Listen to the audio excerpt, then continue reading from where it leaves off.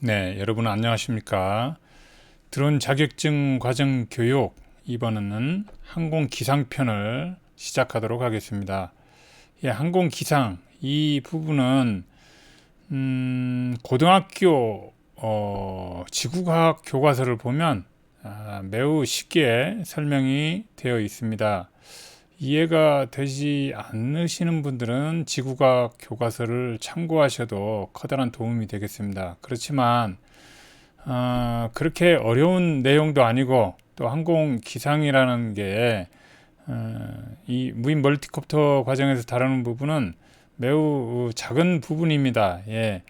항공기 운항을 위해서 비행기 이 항공 조종사에게 필요한 항공 기상보다는 매우 간략한 부분으로 그렇게 어렵지는 않습니다. 이 부분은 또 중고등학교 때 많이 배운 부분이므로 조금만 정신을 집중하시면 바로 이해할 수 있는 부분들이라고 하겠습니다. 예. 자, 제일 먼저 지구과학 개괄 살펴보고요. 예, 중고등학교 때 배웠던 내용 개괄을 살펴보겠습니다. 다음으로 대기의 구조, 그다음에 기온과 습도, 대기압, 바람, 구름 강수, 안개 시정, 기상과 전선, 기타 기상 요소, 예, 기상 보고 이렇게 알아보겠습니다. 시험 문제가 상당히 나오는데요. 중간중간에 제가 이거 반드시 시험에 나옵니다 하는 부분들이 있습니다. 반드시 외워두시기 바랍니다. 제일 먼저 지구과학 개괄을 하겠습니다. 이 부분이 곧바로 시험에 나오는 부분은 아닙니다. 하지만 자, 시험에 나오지 않는다고 해서 몰라도 되느냐? 그건 아닙니다. 이런 부분을 알아야 그 다음이 이해가 되기 때문입니다. 자, 태양계 이론, 대기권 이런 것들은 크게 말씀드릴 필요가 없죠. 다만 대기권은 공기가 있는 부분이고 그 위로 올라갈수록 공기가 희박해지고 성층권, 열권, 중간권, 열권 이런 식으로 가죠. 이런 부분이 또 시험에 나오죠. 그렇지만 우리가 살고 있고 우리가 드론을 날리는 곳은 바로 대기권입니다. 대기권. 이 부분을 잊지 않으시면 되겠습니다. 공역 부분을 제가 설명했을 때 비행기 하이웨이가 있죠. 비행기 하이웨이는 바로 대기권이 아니죠. 성층권입니다. G공역에서 우리가 드론을 날리지 않습니까? 그럼 바로 대기권인 거죠. 예, 이 정도로 알아두시고 그 다음에 지구는 바로 자석이라는 걸 알아두셔야죠. 그래야 우리가 드론을 날릴 때 지자계 센서에 의해서 각도를 정확히 파악할 수 있는 것이죠. 그래서 우리 지구는 커다란 자석이다 하는 걸 알고 계시고요. 지구의 모양은 타원체 모양이죠. 적도 부분이 뿔룩한 타원체입니다. 그래서 어떻게 우리가 지표상의 한 점, 우리 중앙대학교 하면 좌표를 어떻게 찍는다고 했죠? 이 타원형으로 해서 한다고 그랬죠. 공으로 계산하는 게 아니고 타원형으로 해서 타원체 모양으로 계산한다고 했죠. 그래서 그걸 바로 WGS84, 그 기준이 WGS84입니다. 다음으로 넘어가겠습니다. 자전거 공전을 하죠. 지구는 서에서 동으로 돕니다. 북극을 기점, 남극을 기점으로 해서 서에서 동으로 돌죠. 그리고 또 태양을 주기로 돌죠. 우리가 여름일 때는 태양으로부터 멀고 겨울일 때는 태양으로부터 가깝습니다. 우리나라 입장에서 보면요.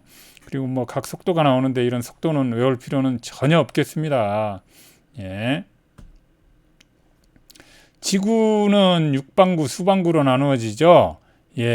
그리고 대체적으로 물이 훨씬 더 많습니다. 지구 표면을 보면 전체적으로 수방구가 70%라는 얘기가 아니죠. 이렇게 돼 있습니다. 육방구, 수방구. 육방구에서 수방구 각각 해양과 물 나누어진 게 있죠. 이런 수치 외울 필요 없고요. 물이 훨씬 많다 지표면에서 이런 말씀입니다. 그런데 기상현상이 일어나는 근본적인 원인, 그것은 바로 지표면의 불균등 가열입니다. 자, 대륙을 한번 보세요. 여기 대륙을 이렇게 보시면 높은 곳, 낮은 곳 다 있죠. 이 부분들이 태양 빛을 받으면 빨리 가열돼요. 그래서 공기가 위로 올라가고 해수면에 있는 공기가 또 이쪽으로 와요. 그래서 이 습기를 가득 머금은 물기가 대륙으로 이동하므로 물에 의한 기상 영향이 생기는 것입니다. 예, 그렇죠. 그리고 이 다음으로 방위를 얘기하는데요. 우리 하늘을 찍은 것입니다. 여기 제가 레이저 포인터 빨간 걸로 가리킨 이 부분이 바로 북극인 것이죠. 자, 가장 밝게 빛나는 이 별이 있죠. 북극성. 북극성이 우리가 정중앙은 아니지만 많은 곳에서 그냥 북극성이 있는 곳이 북극이라고 얘기하니까 예, 그렇게 알아두시면 되겠습니다. 자, 여기에서 트루너스라고 진북이라고 되어 있죠. 진짜 북쪽. 예, 북극성이 있는 이 방향, 여기 그림에 나와 있는 이 방향이 바로 진북이 되겠습니다. 진북. 예. 그리고 자북은 이와는 좀 다르죠. 예. 자, 이 그림을 보시게 되면 예, 진북은 예, 진짜 북극입니다. 이 진짜 북극을 따라서 우리가 자전을 하게 되는 것이죠. 진짜 북극, 진북이 바로 예, 진짜 북극. 우리가 자전을 하게 되는 그 축인 것입니다. 그런데 지구는 자석으로 되어 있죠. 그래서 자북이 있는 것이고 이 자석의 북극은 진북과는 다릅니다. 이 서로 각도가 어느 정도 있습니다. 서로 다르죠. 그림에서 볼 수 있듯이 다릅니다. 그리고 아래에 보면 지도가 있죠. 우리가 지도에서 그려져 있는 도북이 있습니다. 지도의 북극. 이거는 세 개가 모두 조금씩 편차가 있습니다. 예, 그 편차가 있고 여기에서 생기는 이 각도를 우리가 편각이라고 합니다. 그래서 좌편각도 있고 도편각도 있죠. 이런 것들을 모두 외우실 필요는 없고요. 이거 하나만 알아두시면 됩니다. 지구는 우리가 자전을 할 때 자전축이 있죠. 이 그 축의 북쪽, 그 축의 북쪽이 바로 진북인 거죠. 진짜 북극. 그리고 나침반이 가리키는 북쪽이 있습니다. 그거는 바로 자북인 것이죠. 예, 진북과 자북에는 편차가 생기는 거죠. 진북과 자북은 다릅니다. 예, 그 편차가 바로 편각이고 진북과 자북의 차이는 좌편각이라고 합니다. 예, 그리고 지도에 있는 북쪽과 실제 진짜 북극과는 또 다릅니다. 예, 왜 그러냐고요? 우리가 원래는 구형으로 생겼잖아요. 타원형으로 생겨 있고. 그런데 그걸 쫙 펼쳐놨잖아요. 지도로. 편편한 지도로. 그러니까 다를 수밖에요. 예. 그래서 그걸 바로 도편각이라고 하는 거죠. 이런 편각들이 생기는 것입니다. 아시겠죠? 이거는 알아두셔야 됩니다. 자, 그래서 우리 이 그림을 보게 되면 제 레이저 포인트로 여기 지도라고 한 곳을 찍어 놓겠습니다. 여기에서 딱 쟀어요. 어떻게 해요? 진북과 자북과의 각도가 있죠. 예. 그러면 이 진북과 자북과 각도가 항상 일정하냐? 그렇지 않습니다. 여기서는 일정한 각도죠. 그런데 비행을 합니다. 비행을 해서 올라갈수록 진북 쪽으로 우리가 갈수록 달라지죠. 예, 여기에서는 각도가 더 커집니다. 진북과 자북의 차이. 진북과 자북의 차이는 뭐라고요? 좌편각이 더 커지는 거죠. 예. 자, 그래서 우리가 비행체를 날릴 때 어디서 어디로 이동하는지에 따라서 항상 좌편각, 도편각 이런 게 다 달라지게 되는 것입니다. 이거 하나만 다시 알으시면 됩니다. 자북이 무엇인지, 진북이 무엇인지. 그래서 편차가 생긴다. 그 편차를 바로 편각이라고 한다. 이렇게 이해하시면 되겠습니다. 자, 중력이 또 나오죠. 중력이란 바로 지구 중심 방향으로 작용하는 힘입니다. 그래서 대기에도 영향을 미치죠. 공기 밀도에 변화가 생기는 것입니다. 왜 이게 중요하느냐? 자, 다른 그림을 보도록 하겠습니다. 자, 전에도 한번 설명드렸습니다. 이 그림은요. 자, 그런데 다시 한번 설명드리겠습니다. 이와 같이 고기압 지역이 있는 거죠. 또 저기압 지역이 있습니다. 자, 지구 중심에서 끌어들여 잡아당기죠. 공기를 똑같이 잡아당겨요. 똑같이 잡아당기는데 이 지역에서는 공기가 많이 쌓여 있어요. 이 지역에서는 또 공기가 많이 쌓여 있지 않아요. 그래서 공기가 많이 쌓이지 않은 이곳을 저기압, 공기가 많이 쌓여 있는 이곳을 고기압이라고 합니다. 그런데 이게 왜 중요하느냐고요. 자, 공기 밀도가 다르면 어떤 현상이 일어나나요? 이렇게 기체가 비행하고 있습니다. 여기 잘 보세요. 비행하고 있을 때 공기 밀도가 공기가 3개가 찍혀 있는 공기 밀도 지역이죠. 그래서 이 고도로 비행을 하고 있었어요. 이런 문제는 가끔 나옵니다. 나오니까 제가 설명드리는 거죠. 자, 이 지역에서 이렇게 비행체가 비행을 하고 있습니다. 자, 공기 밀도가 점 3개 찍혀 있는 공기 밀도죠. 그런데 이 고기압 지역에서 자, 이 높이가 있겠습니다. 비행 고도가 있겠죠. 비행 고도를 여기에서 500이라고 합시다. 그래서 500을 놓고 비행을 하고 있었어요. 그런데 고기압 지역에서 저기압 지역으로 들어왔습니다. 여기 들어오니까 500은 나는 그대로 찍어 놓고 있었는데, 자, 비행기는 어떻게 된다고요? 높이를 측정해서 다니는 게 아니고 공기 밀도를 찾아서 다닙니다. 그러니까 어떻게 해요? 내려와야 되는 거죠. 내려와야 됩니다. 어디까지요? 이렇게 점 3개, 공기 3개 찍어 놓은 이곳까지 내려오게 됩니다. 예. 그러니까 어떻게 되죠? 나는 500에 찍어 놓고, 예. 고도를 500에 찍어 놓고 비행하고 있었는데, 고기압 지역에서 저기압 지역으로 오니까 고도가 실제 고도는 250으로 떨어지더라, 이런 얘기입니다. 매우 위험하죠. 예. 그래서 우리가 진 고도를 알아야 되고, 예전에 배웠던 민시 레벨 있죠. 그런 표준 대기압 표준 고도, 예, 이런 것을 알아야 되는 것입니다. 그래서 중력은 지구 중심 방향으로 대기에 또 영향을 미치죠. 그래서 공기 밀도가 변화하고 고도가 수시로, 예, 변하게 되는 것입니다. 실제 고도가. 예. 자, 대기의 구성은 뭐 이렇게 돼 있죠. 질소가 많다. 뭐 다른 걸로 또 구성되어 있다. 이 정도만 알고 계시면 되겠습니다. 질소가 제일 많죠. 그다음 산소, 기타. 이 정도만 아시면 되겠습니다. 자, 물의 순환이 있죠. 물의 순환, 증발.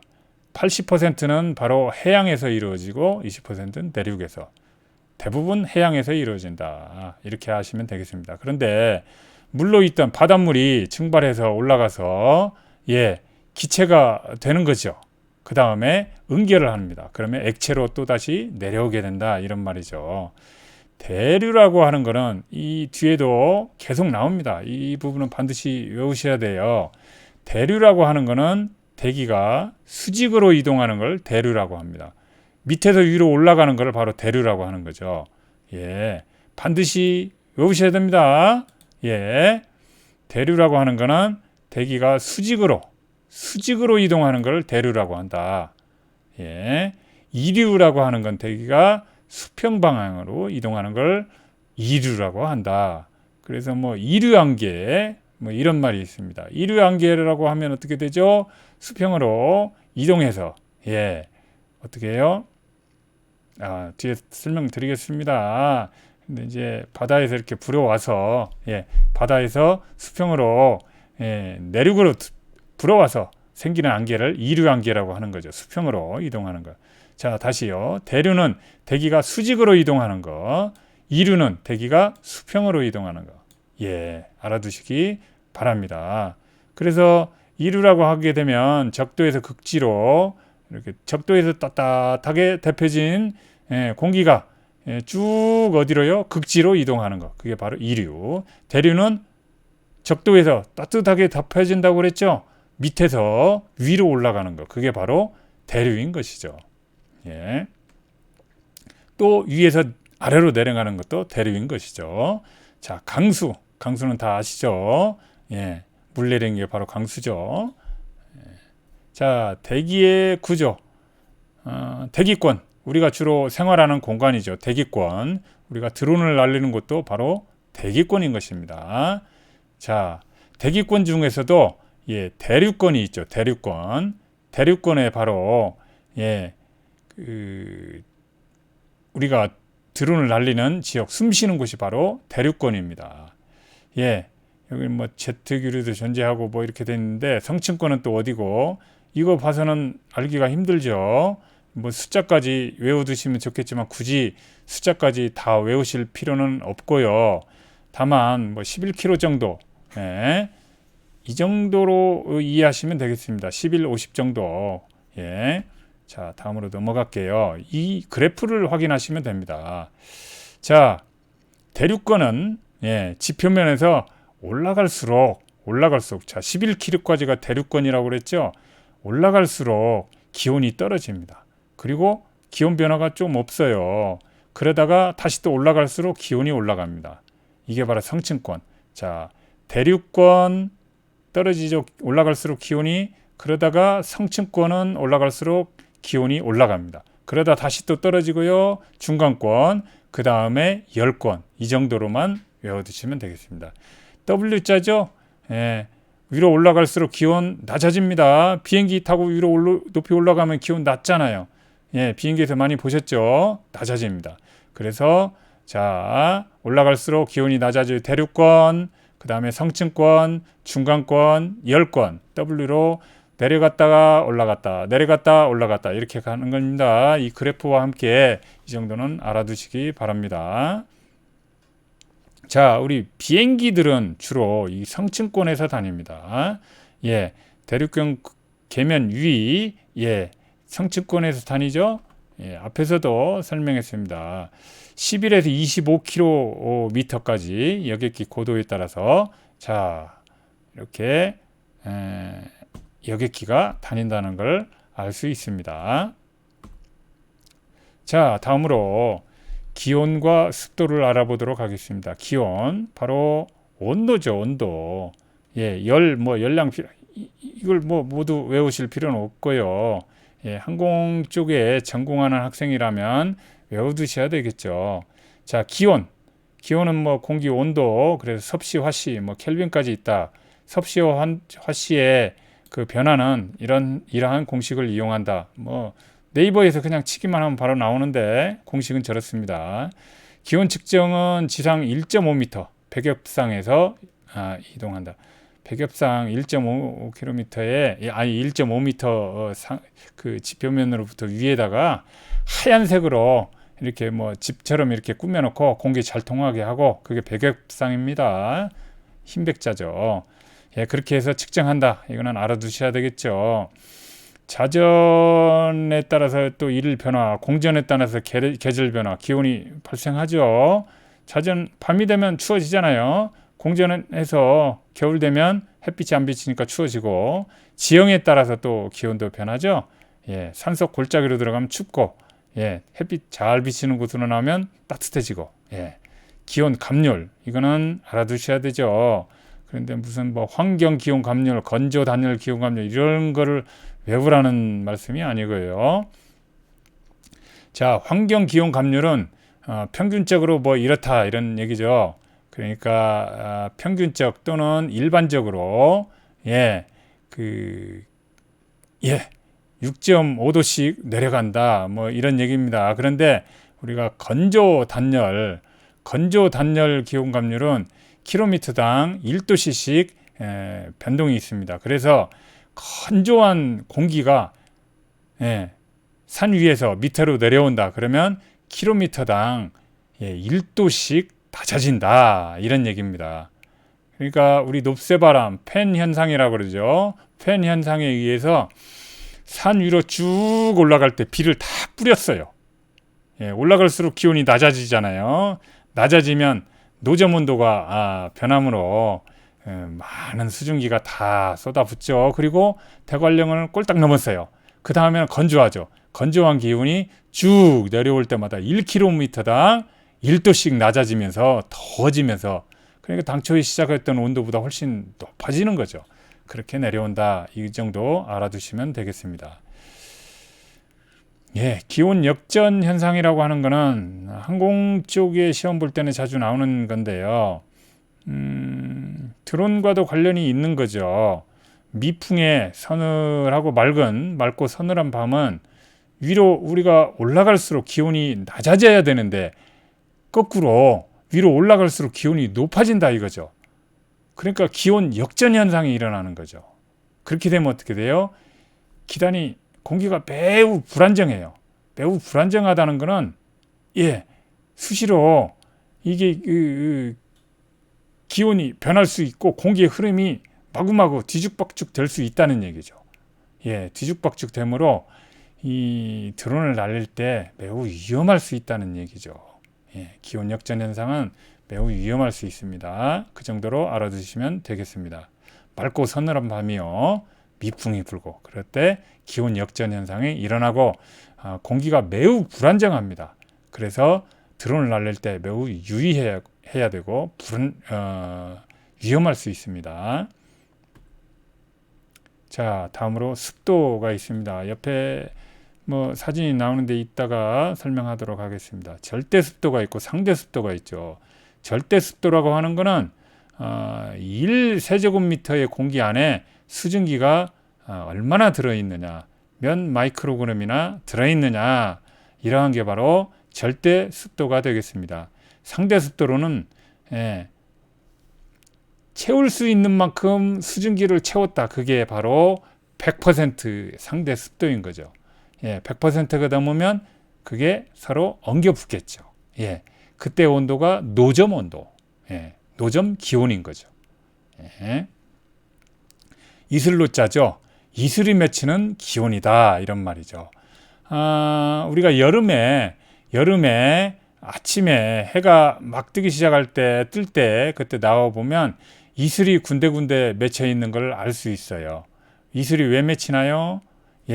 따뜻한 기온에서 수증기를 머금고 있었는데 하루 중에 가장 추운 때 바로 해 뜨기 직전, 해 뜨기 직전에 온도가 갑자기 낮아져요.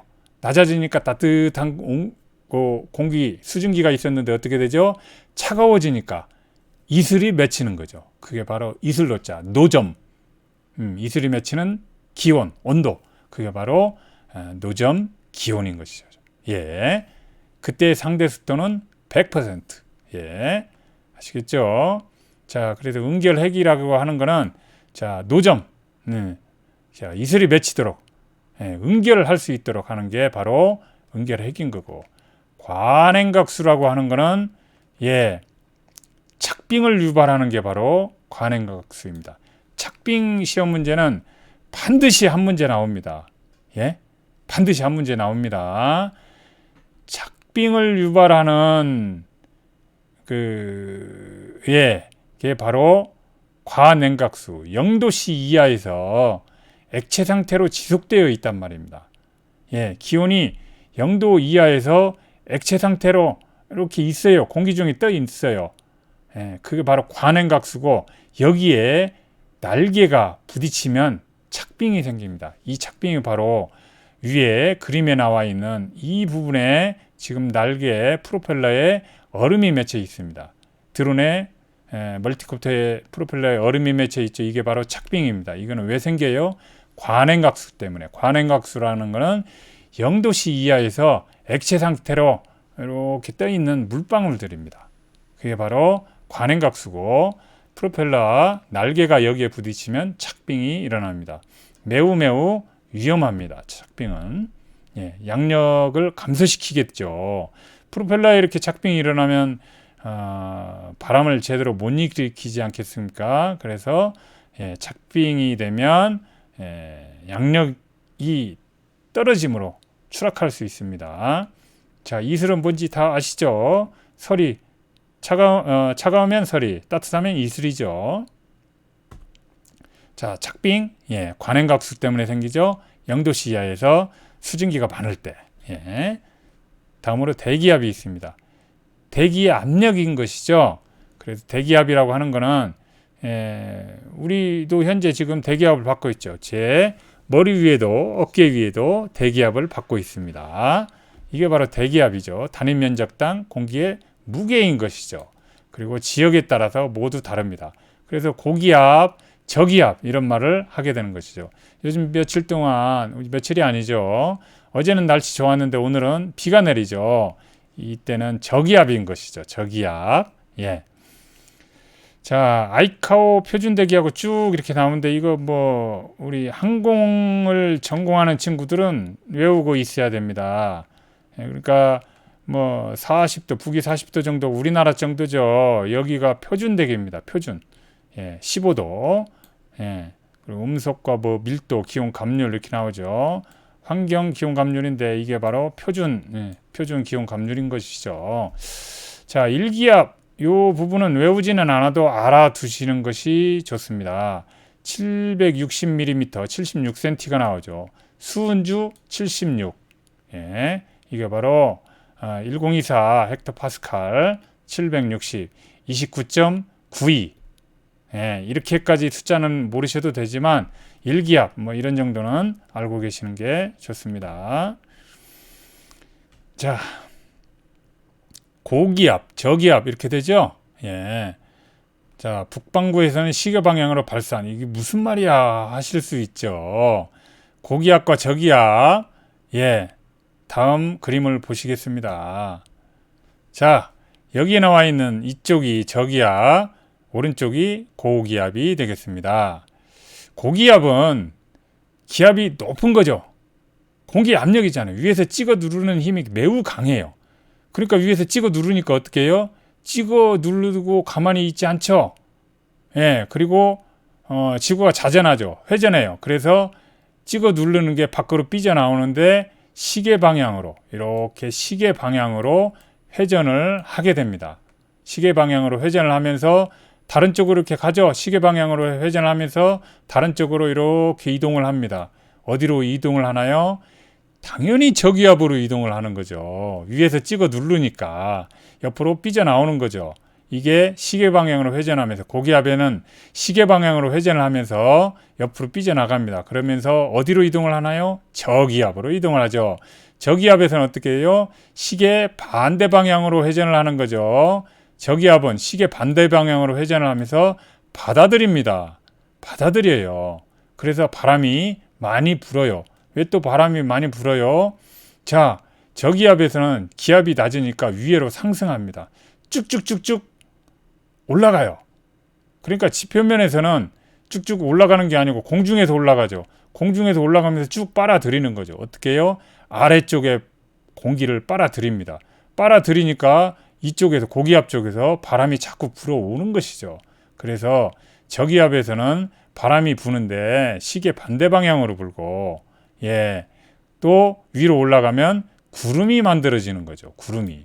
왜 구름이 만들어지나요? 구름은 뭐죠? 예, 수증기입니다. 수증기가 밑에서 위로 올라가면서 어떻게 되죠? 기온이 낮아져요.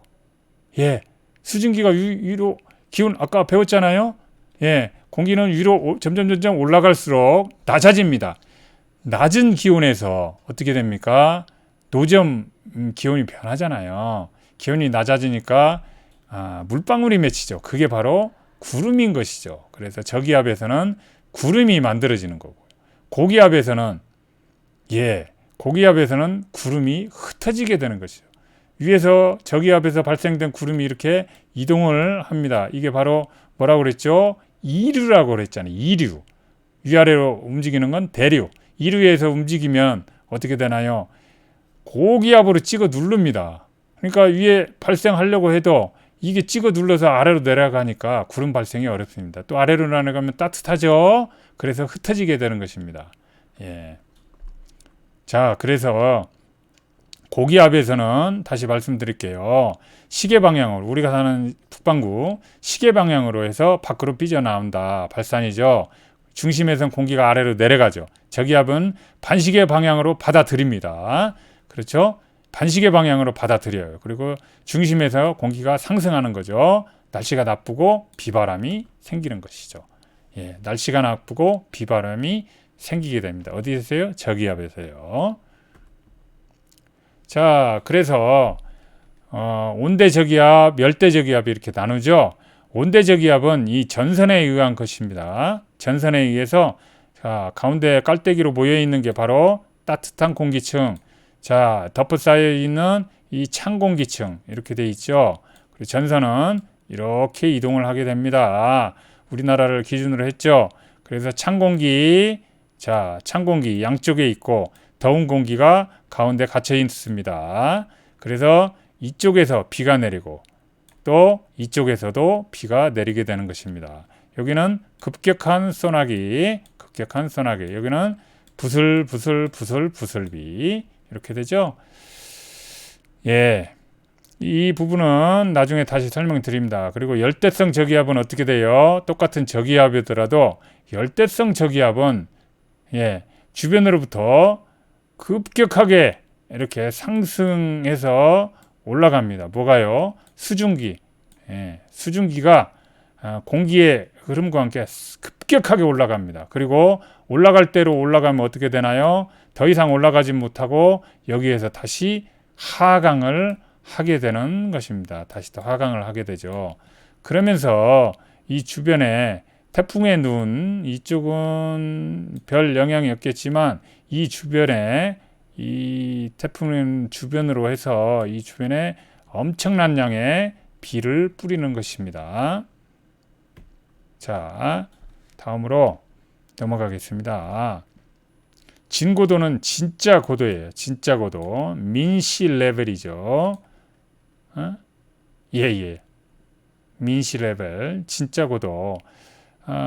이게 표준인 것이죠. 그 다음에 절대 고도는 땅 위로부터의 높이. 지역에 따라서 다 다르겠죠. 산 정상에 있을 때 절대 고도, 바다에 있을 때 절대 고도 다 다릅니다. 그렇지만 진고도는 항상 일정합니다. 자, 지시고도가 있죠. 이거는 뭐 우리 드론을 하는 쪽에서는 그렇게 크게 중요하지 않죠. 그렇지만 지시고도는 고도계, 비행기를 탔을 때 고도계에 나와 있는 게 바로 지시고도죠. 자, 기압고도는 아까 말했죠. 1기압이 76cm, 그리고 인치로 해서 29.92인치, 수은주. 자, 그게 바로 기압고도입니다. 다음으로 밀도고도가 있죠. 밀도고도는 시험에 가끔 나옵니다. 밀도고도, 온도차 보정 후에 고도라고 돼 있죠. 자, 밀도고도는 따뜻한 곳에 있을 때는 밀도고도가 높아요. 무슨 말이에요, 이게? 다시 가보겠습니다. 어디로 가요? 아까 우리 비행기 나왔던 저 화면으로 돌아가도록 하겠습니다. 자, 여기에서 우리가 저기압죠. 이 저기압이라고 하면 열대성 저기압도 있고 전선 저기압도 있는데, 우리 주로 저기압, 따뜻할 때 저기압이 많이 발생합니다. 고기압, 우리가 좀 추울 때 고기압이 많이 발생해요. 꼭 그런 건 아니지만요. 자, 이 비행기가 이렇게 다니죠. 아까 설명을 했는데, 자, 따뜻할 때와 더울 때가 다릅니다. 따뜻할 때는 어떻게 돼요? 따뜻할 때는 자, 밀도 고도가 높다고요. 그 공기가 희박합니다. 희박해서 밀도 고도가 높다고 합니다. 진짜 고도가 높은 게 아니고요. 밀도 고도가 높으니까 따뜻한 곳에서는 아주 비행할 때 비행기가 공기가 희박하면 위험하잖아요. 그래서 밀도 고도가 낮으므로 따뜻할 때는 위험하다 이겁니다. 운항하기도 힘들고 효율도 안 나고. 그런데 이렇게 밀도 고도가 낮은 곳, 추운 곳으로 가게 되면 밀도 고도가 낮거든요. 이때는 비행기 효율도 좀 많이 나고 운항하기가 어렵지 않고 그렇다는 의미입니다.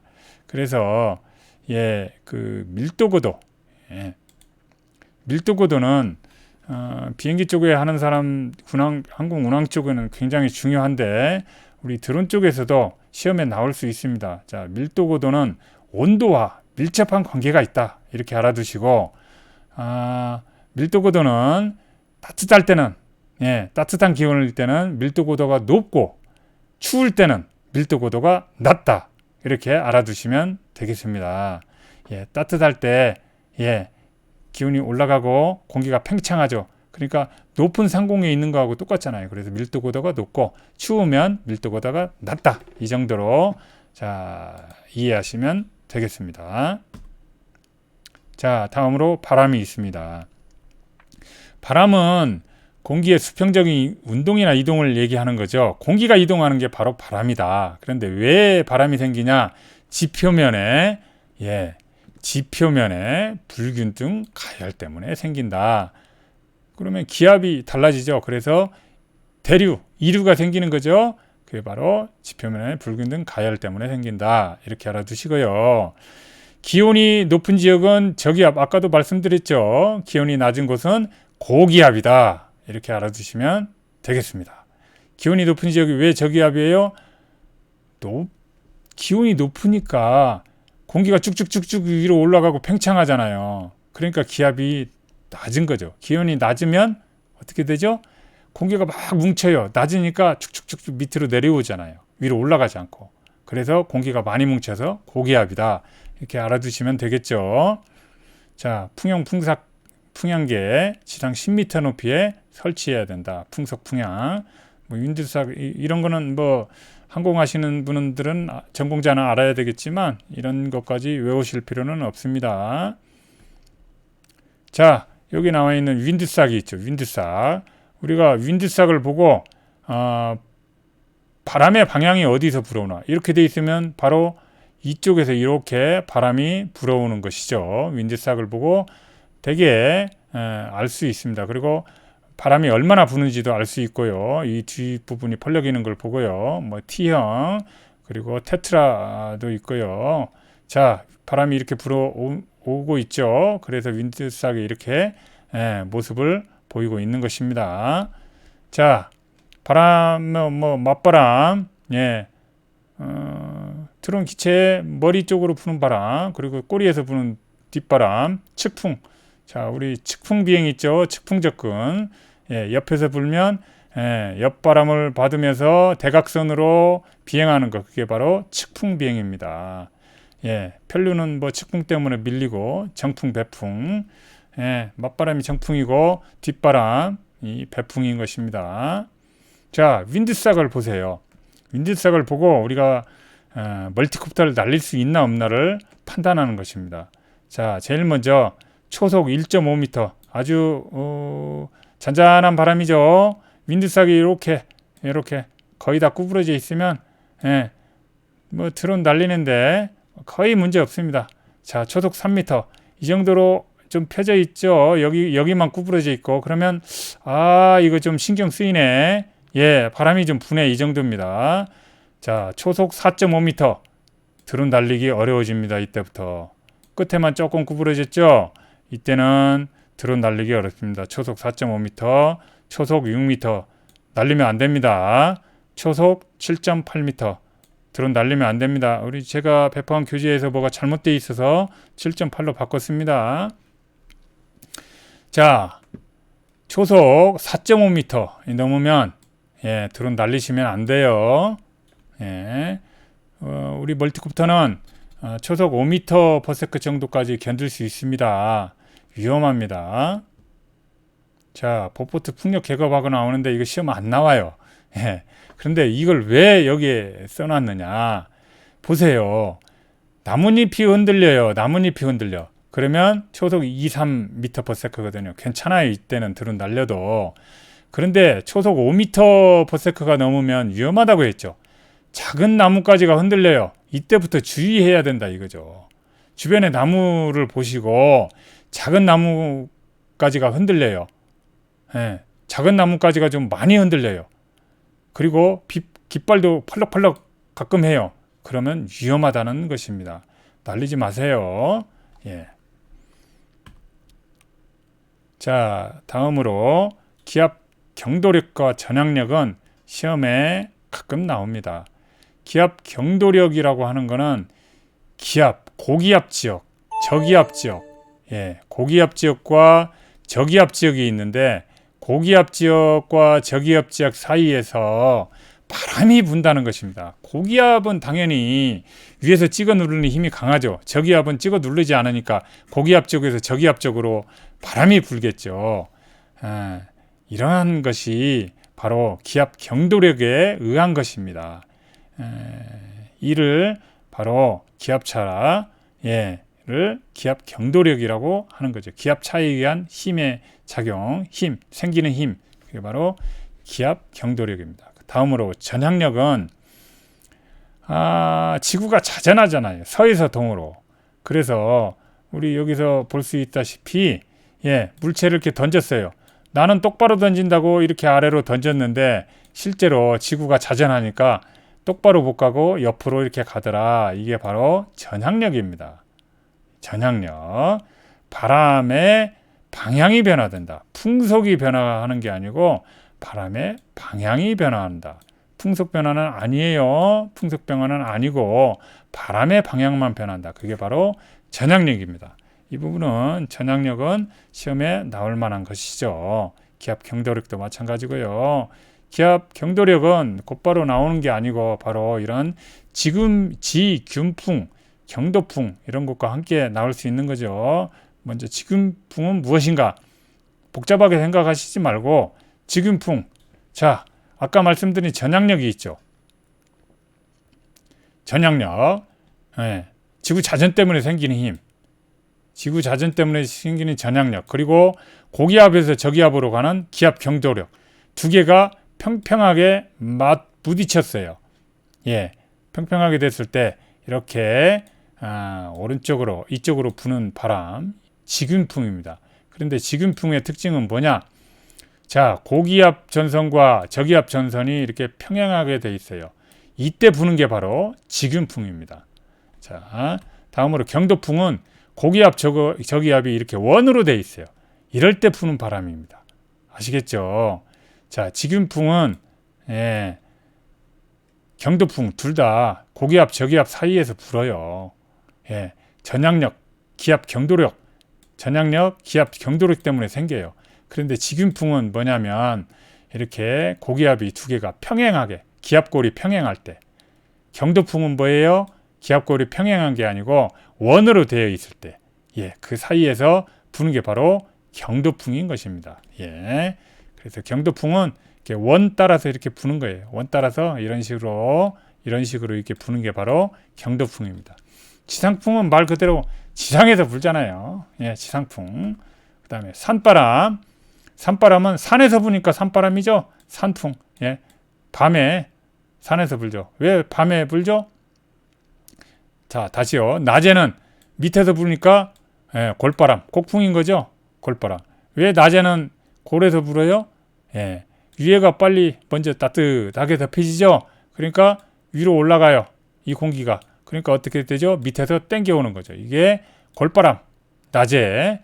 밤에는 산보다는 산이 빨리 추워지죠. 산이 훨씬 춥잖아요. 그러니까 어떻게 돼요? 따뜻한 곳의 공기가 먼저 위로 상승하죠. 그러니까 산의 공기를 땡겨오죠. 이게 밤에 생기는 산바람. 아시겠죠? 그 다음에 해풍과 육풍. 이거 고등학교 때 다 배우셨을 거예요. 이 빨간 것들 때문에 보기가 조금 안 좋네요. 그럼 다 지우겠습니다. 지우겠습니다. 자, 해풍과 육풍이 있죠. 해풍과 육풍. 자, 이거는 지금 현재 그림은 해풍을 나타낸 것입니다. 해풍은 바다에서 부는 바람이죠. 그리고 현재 날씨가 어떻나요? 해가 쨍쨍 떠 있죠. 이렇게 해가 쨍쨍 떠 있습니다. 해가 쨍쨍 떠 있을 때 부는 바람, 해풍. 해가 쨍쨍 떠 있을 때 부는 바람, 해풍. 바다에서 불어보죠. 그 다음에 밤이 됐어요. 여기 달이 떠 있죠. 밤이 됐을 때 바다에서 불어오는 바람, 해풍. 내가 거꾸로 말했나요? 자, 해가 떴을 때 육지에서 부는 육풍. 거꾸로 말했네요. 해가 떴을 때 육지에서 부는 육풍. 해가 졌을 때 바다에서 부는 해풍. 아시겠죠? 밤이 되면 바다가 더 따뜻하잖아요. 밤에 육지가 빨리 식으니까 바다가 따뜻하니까 여기서 쭉 올라가죠. 그 다음에 쭉 올라간 다음에 저기로 올라가죠. 저쪽으로 불죠. 어디로요? 육지 쪽으로 불죠. 이게 해풍인 거죠. 자, 계절풍.